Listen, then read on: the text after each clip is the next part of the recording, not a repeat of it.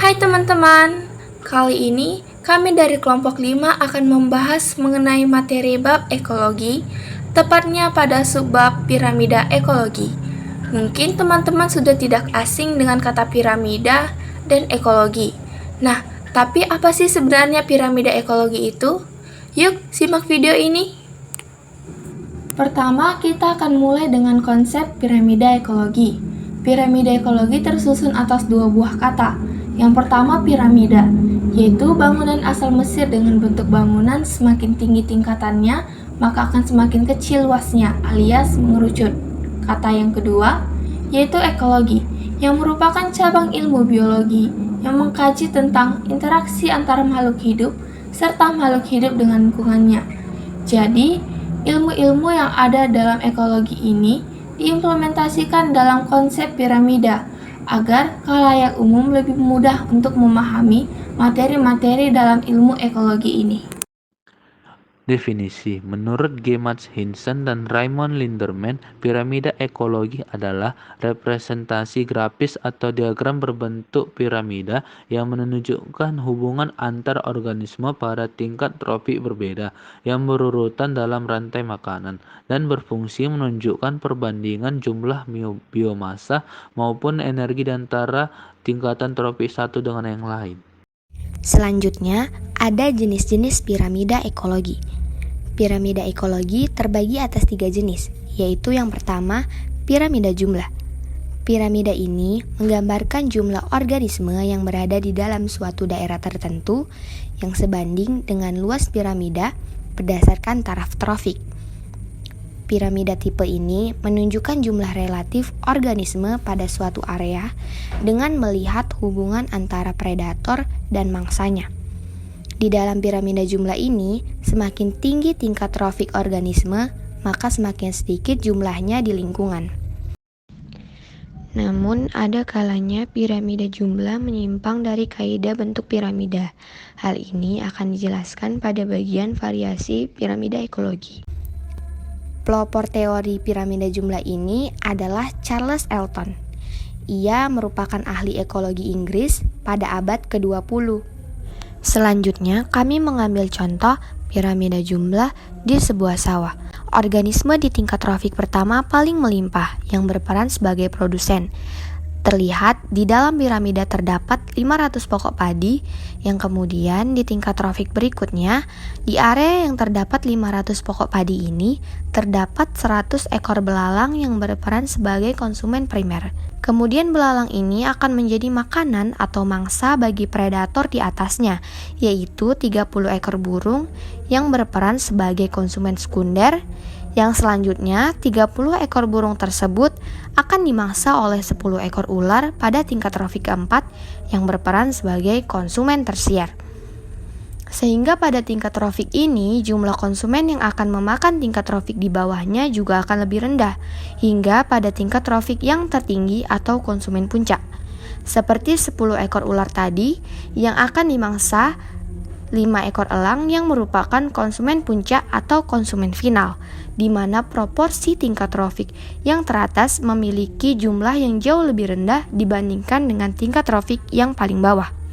Selanjutnya yang terakhir, terdapat kelebihan dan kelemahan dari piramida jumlah ini. Kelebihannya yaitu data lebih mudah didapatkan. Sedangkan kelemahannya, piramida jumlah ini disusun berdasarkan jumlah organismenya tanpa memperhatikan ukuran tubuhnya. 2. Piramida biomasa menunjukkan berat kering atau tanpa air organisme dari masing-masing tingkatan trofik dalam satu area yang sebanding dengan luas piramida. 1. Piramida biomasa terestrial. Biomasa pada tingkatan trofik lebih rendah bernilai lebih besar dari biomasa pada tingkat trofik selanjutnya. Di suatu area terdapat kumpulan pohon dengan berat kering 10.000 kg sebagai trofik tingkat 1. Trofik tingkat 2 terdapat kumpulan ulat, belalang, dan tikus dengan berat kering 200 kg.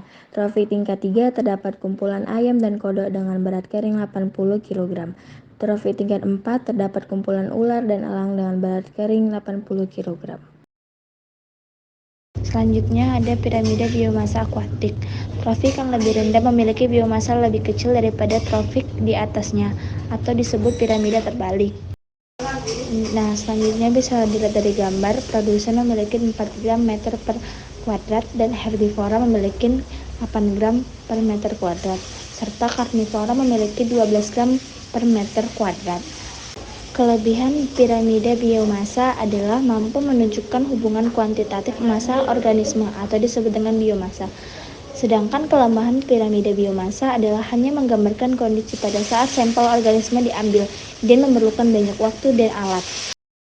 Yang ketiga yaitu piramida energi. Piramida energi adalah piramida yang menggambarkan terjadinya penurunan energi pada tiap tahap tingkatan trofik. Semakin tinggi tingkat trofik, maka semakin sedikit energi yang diserap, yaitu 10% setiap naik satu trofik. Mengapa hanya 10%? Tidak semua bagian makanan akan dicerna, ada yang tersisa dan juga ada yang menjadi residu. Yang kedua, hanya sebagian dari makanan dimanfaatkan oleh organisme pada tingkat trofik berikutnya. Yang ketiga, sebagian energi yang diperoleh dikonversi terlebih dahulu sebagai sumber energi atau respirasi. Berikut ini adalah gambar dari piramida energi. Besar energi 1000 Joule dari produsen akan ditransfer sebesar 10% ke konsumen 1 sehingga konsumen 1 mendapatkan energi 100 Joule. Lalu konsumen 1 akan mentransfer 10% dari 100 Joule ke konsumen 2 sehingga konsumen 2 mendapatkan 10 Joule energi. Lalu 10 Joule energi akan ditransfer 10% ke konsumen 3 sehingga konsumen 3 mendapatkan 1 Joule energi dari konsumen 2. Kelebihan piramida energi yaitu tidak dipengaruhi oleh ukuran suatu organisme dan kecepatan metabolisme individu. Sedangkan kelemahannya, tiap organisme yang ditetapkan hanya diperuntukkan untuk satu tingkat trofik. Padahal untuk beberapa organisme tingkat trofik dapat bervariasi sesuai dengan apa yang dimakannya. Variasi dalam piramida ekologi. Umumnya, piramida ekologi berbentuk piramida, tetapi ada pengecualian. Pertama, piramida jumlah bisa mengalami variasi jika A. Organisme dari suatu tingkat trofik bersifat parasit pada organisme tingkat trofik lain. B. Banyak organisme kecil dari satu tingkat trofik memakan organisme besar dari tingkat trofik lain. Misalnya, 500 ekor lalat buah akan memakan 2 pohon mangga, yang jumlahnya lebih sedikit sehingga piramida akan mengecil. Lalu, piramida jumlah akan kembali normal pada 500 ekor lalat yang akan dimakan oleh katak pohon yang berjumlah 30 ekor dan 30 ekor katak akan dimakan oleh 5 ekor ular puncak. Yang kedua, piramida biomasa untuk organisme yang berkembang biak dengan cepat juga tidak akan berbentuk piramida. Piramida biomasa didasarkan pada berat dari organisme tiap trofik sehingga laju reproduksi tidak diperhitungkan. Hal ini membuat organisme dari tingkat trofik yang cepat laju reproduksinya tetap terhitung memiliki biomasa yang kecil dibandingkan tingkat trofik yang memiliki biomasa besar dengan laju reproduksi yang lambat. Terlihat dalam ekosistem lautan, fitoplankton yang memiliki berat 0,3 gram per meter kuadrat yang lebih kecil dimakan udang dengan berat lebih besar, lalu udang akan dimakan oleh ikan kecil yang memiliki berat lebih besar juga, dan ikan kecil akan dimakan ikan besar yang memiliki berat yang lebih besar, yaitu 300 gram per meter kuadrat, sehingga piramida akan mengecil. Untuk piramida energi tidak mengalami penyimpangan karena tiap trofik akan mengalami pengurangan energi karena panas yang hilang selama respirasi dan energi yang tersisa 10% itulah yang akan diteruskan untuk tingkat trofik berikutnya. Berdasarkan materi-materi yang telah kami sampaikan tadi, maka kesimpulannya adalah dengan melalui piramida ekologi, kita dapat membandingkan organisme dari satu tingkat trofik dengan tingkat trofik lainnya dalam satu habitat, baik dari segi jumlah, biomasa, dan energinya, tergantung dari jenis piramida ekologinya. Piramida ekologi dapat mengalami penyimpangan dan tidak selalu tegak lurus. Ada kalanya piramida ekologi berbentuk piramida terbalik. Namun, piramida energilah yang paling baik dalam membandingkan tingkat trofik. Nah, teman-teman, itu tadi materi yang dapat kami sampaikan mengenai piramida ekologi. Semoga video kami ini dapat menambah wawasan teman-teman semua ya. Kami seluruh anggota kelompok 5 memohon maaf apabila terdapat salah kata. Dan kami mengucapkan thanks for watching.